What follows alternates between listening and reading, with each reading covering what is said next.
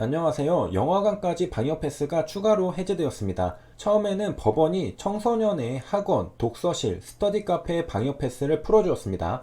그 다음에 법원은 어른들의 상점, 마트, 백화점의 방역 패스를 풀어주었습니다. 그리고 이어서 정부는 추가로 영화관, 박물관까지 방역 패스를 풀어주었습니다. 사실 방역 패스는 코로나19를 가장 조심해야 할 노인들에게는 어려운 숙제였습니다. 방역 패스 나 몰라. 자식들이 가르쳐줘도 금방 잊어버려.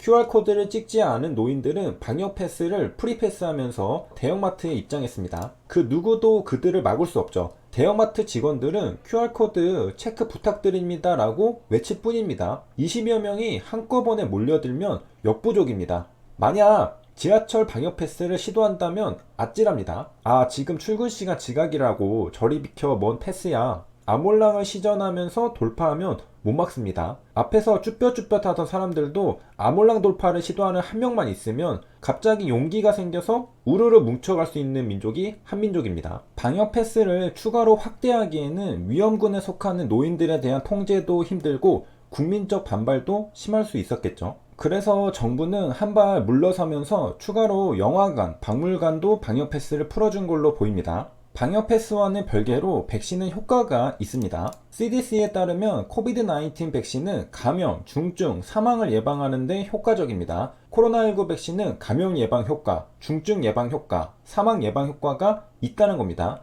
슬프게도 백신의 감염 예방 효과는 100%가 아닙니다. 100%가 아니라는 건 무슨 말일까? 백신을 접종해도 감염되는 사람이 발생한다는 말입니다. 즉, 백신은 무적의 방어막이 아니라는 것이죠. 뚫릴 수 있고 돌파될 수 있다는 말입니다. 백신을 접종해도 코로나19에 감염되는 경우를 우리는 돌파 감염이라고 합니다. 돌파 감염이 발생하지 않으려면 감염 예방 효과는 100%여야 합니다. 하지만 현실은 그러지 못하죠. 그래서 돌파 감염이 발생하는 것입니다. 백신의 감염 예방 효과가 99%라도 돌파 감염은 발생하는 것입니다. 따라서 돌파 감염이 발생한다는 사실만으로는 백신의 감염 예방 효과가 떨어진다고 주장할 수는 없습니다. 100%가 아닌 이상 원래 발생하는 것이니까요. 감염 예방 효과가 없다고 주장하려면 백신 접종자와 백신 미접종자 간의 감염 예방 효과의 차이가 없어야 합니다. 즉, 백신 접종자도 똑같은 비율로 감염되고 백신 미접종자도 똑같은 비율로 감염되어야 한다는 소리입니다. CDC는 그렇지 않다고 판단했고 분명 차이가 있기 때문에 코로나19 백신은 감염을 예방하는데 효과적이라고 말하고 있습니다. 물론 백신의 감염 예방 효과는 부작용과는 또 다른 이야기입니다. 따라서 백신이 효과가 없어서 안 맞겠다고 주장하기보다는